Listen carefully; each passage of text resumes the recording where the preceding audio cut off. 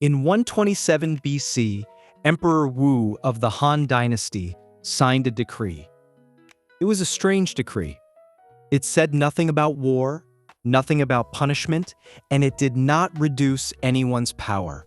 Instead, it looked like a gift. From now on, every feudal king could divide his land among all of his sons, not just the eldest. It sounded like an act of generosity, a father sharing land with all his children.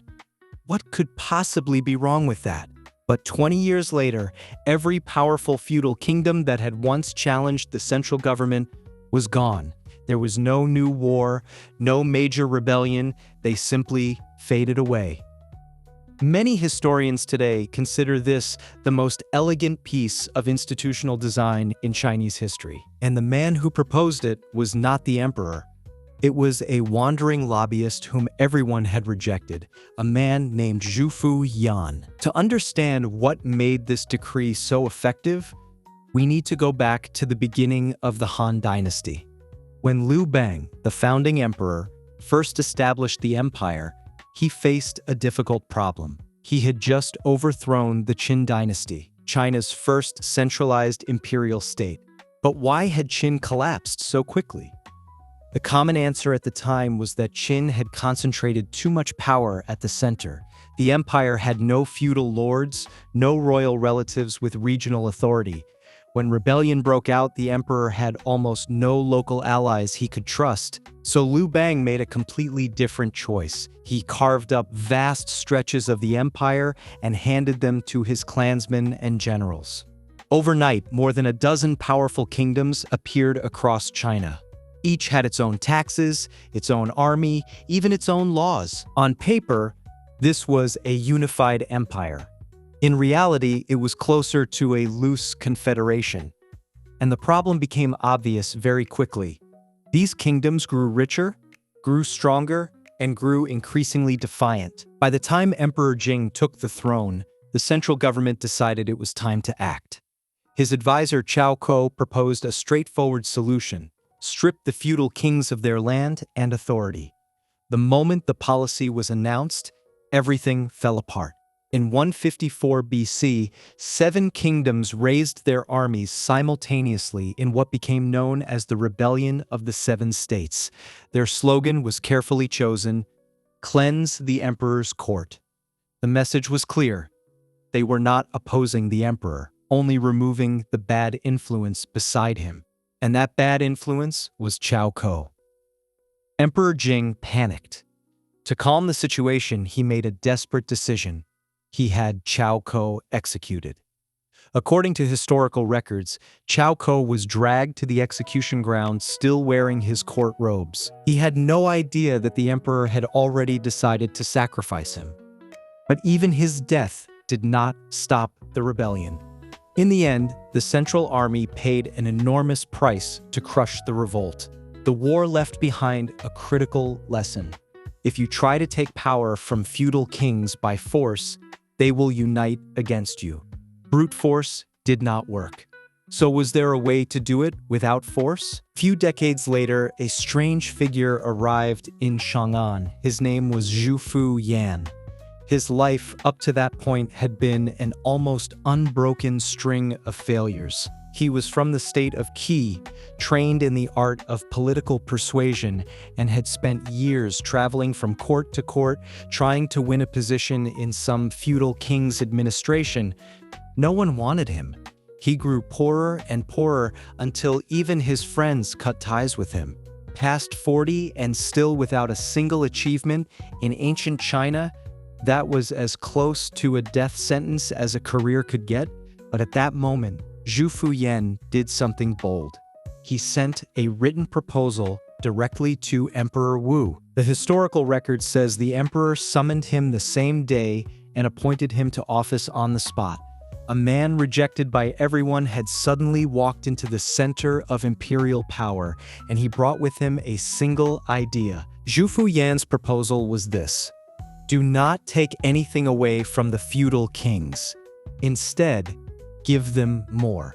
Let every king divide his land among all of his sons. Under the traditional system, Only the eldest legitimate son inherited the entire kingdom. The other sons received almost nothing. But if the emperor now permitted all sons to receive a share of land, it would look like an act of imperial grace. No feudal king could openly oppose such a policy. Oppose letting his own sons have land? His younger sons would never accept that. His own household would turn against him. The policy was almost impossible to refuse. This was the famous Decree of Grace, known in Chinese as Tui En Ling. The true power of the decree was not on its surface. It operated on three deeper levels. The first was pure mathematics. Take a powerful kingdom whose king has 5 sons. When the king dies, the kingdom splits into 5 smaller territories. In the next generation, each territory splits again. One more generation, and there might be 20 or 30 tiny estates where a single great kingdom once stood. Within decades, the feudal lords became minor aristocrats, far too small to pose any threat to the central government. The second level was more ruthless. It rewired the relationships inside each family. Under the old system, younger sons had no inheritance rights, so they had no real conflict with the eldest. But now, every son had land to compete for. Brothers were no longer allies, they were rivals. When every member of a group has a separate interest, the group stops functioning as a unit. And there was a third level, the most lethal.